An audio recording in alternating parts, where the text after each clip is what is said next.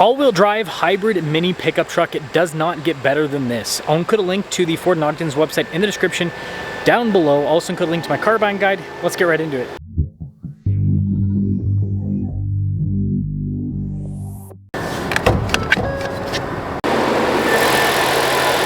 Powering this is a hybrid 2.5 liter 4-cylinder producing 191 horsepower. Fuel economy is 40 around town, 34 on the highway.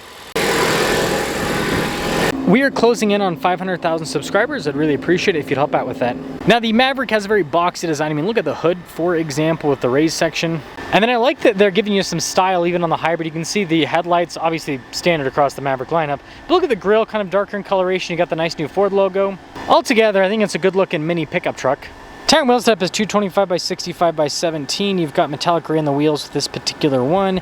And then you can see the XLT badge there. Stuff like the mirror caps and the door handles are unpainted, and then you do have some more unpainted trim at the bottom. The side profile will show you the mini truckness of this mini truck. When it comes to key fob features, we've got the Ford logo there on the back. On the front face, we have our lock and our unlock function. Now when it comes to the tailgate, it's not dampened, so make sure that you hold it as it lowers down, or I guess you can let it slam if you want. You do have some tie-down points here in the bed, and there's even more at the very, let me zoom in on that so you guys can see the very edge. But yeah, no bed liner with this particular one, but yeah, it is a very usable bed. And then the tailgate is, of course, extremely light with this. Got the Ford logo. Towing capacity on this one's about 2,000 pounds. And then you can see here with the very boxy taillights, that will cap things off for the exterior of this truck. This week's giveaway makes my Jeep look lame because it is a supercharged Rubicon 392 that is fully decked out, producing 650 horsepower. Now, not only can you win this Rubicon 392, but part of the giveaway is also $26,000 in cash to help pay for the taxes. And not only that, your donations go towards helping children's and veterans charities. So use code BHC or click the link in the description down below or in the pinned comment. Any donation, $25 or more, will give you 4x bonus entries. Let's now check inside. So we've got some soft touch here on the door panel. You can see the blue with the white trim in the door pocket. Gray trim here with the seats. You got a little bit of blue stitching there on the edges too. Legroom here in the back is actually pretty good for being a compact vehicle. They actually give you some USB ports in the rear. It looks like with this one, the rear glass is fixed. Let's now pop up front. Just a quick look at the mirror. You just see the shape and everything. Adjustments for it are just down below. You got your window controls, more of that kind of lighter coloration in the door pocket, and of course, soft touch where you rest your arm. 1426 for the payload capacity, which is pretty impressive. You can see with the cloth trim here on these seats, kind of darker on the center section. Seats are manual with the adjustments. Taking a look at the steering wheel, you've got kind of like soft touch, a little bit more basic trim on this one. Practical controls for the center there on the right side with your voice command, phone controls and everything. Cruise control on the other side, volume controls built in too. Now when it comes to the gauge cluster, you can see digital here in the center, and you can change the information that's displayed depending on what you're looking for with the mini truck. And I like how stuff like the fuel gauge is very easily visible. And just a backup camera in reverse with this one. It does have a zoom function there for the receiver hitch. And then you got this big screen. I haven't seen a new Maverick without it. Ford's kind of standardizing big screens with their vehicles now. It is quick to respond. The climate controls are built into the screen. You've got the side tab there as well. It has Apple CarPlay and Android Auto, so it's easy to use, and there is still storage behind it. A physical controls stack there with the volume control, radio controls built in, got defroster and auto hold, engine stop start, USB ports with a little bit of blue in that area, some cup holders, transmission select, parking brake, and then you can see with the stability control behind that. Really like blue in this thing. More storage here in the center console, soft touch trim there on the top. You can see on the dash there's more that kind of like bluish coloration. And then this actually has a sunglass holder. XLT all-wheel drive hybrid, $34,620. Now this particular truck is in transport mode, and I think with the Fords that means that it's capped out at like 15, 25 miles an hour. I can't remember if I'm wrong or not. The reason why I'm not going to risk it is because the road directly outside the dealership is like a 40-mile-an-hour road, and if I can't go above 25, that's just going to be dangerous. So suffice to say, I'm going to include footage of me driving another all-wheel drive hybrid Maverick. It'll drive identical to this truck, so the impressions will be identical to what I would give you with this truck.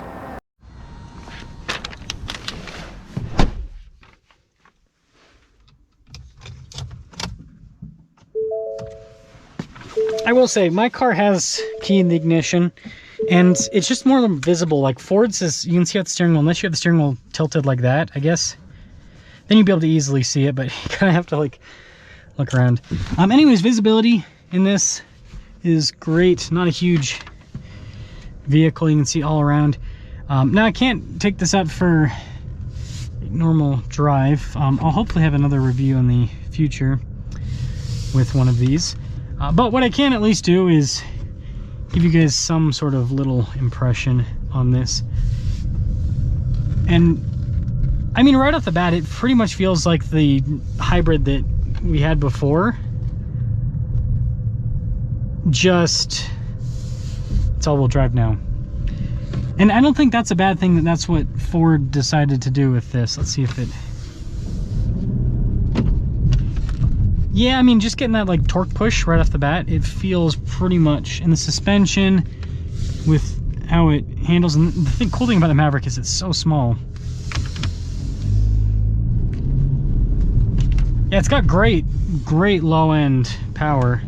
But yeah, it feels pretty much the same from what I can perceive here. So I'm not really noticing. I'm not saying there's not a benefit. There's obviously a huge benefit with all-wheel drive versus front-wheel drive in inclement weather conditions. But it seems like it pretty much drives the same. So that's a plus. That is a plus.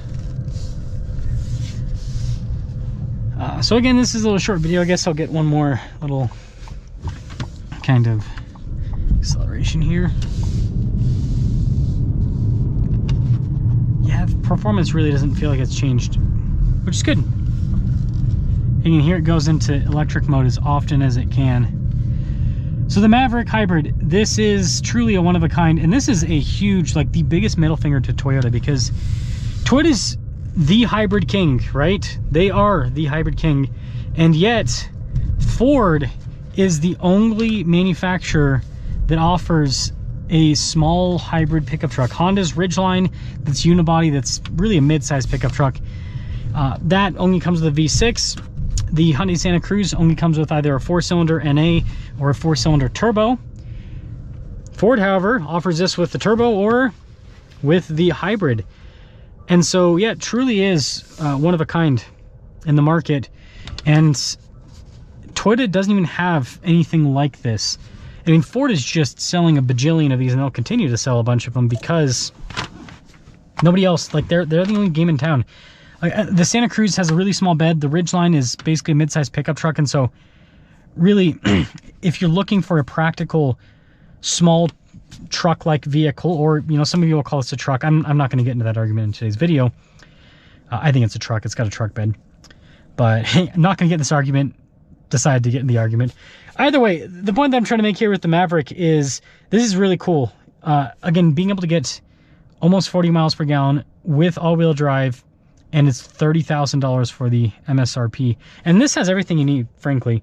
It's got the climate controls. Again, it's just single zone climate with this, which I don't think that's a problem whatsoever. It's not a big enough vehicle to really necessitate dual zone climate. Stability, it's got modern traction control. I mean, this interior is going to be, you know, easy to clean. Got some nice surfaces throughout. I don't know. I think this is a really nice vehicle. So what do you guys think about the new Maverick Hybrid? But I think that this is, like I said, it's a big middle finger to Toyota, and Toyota is probably going to come back with a vengeance and have something in this segment sometime soon. Time will tell.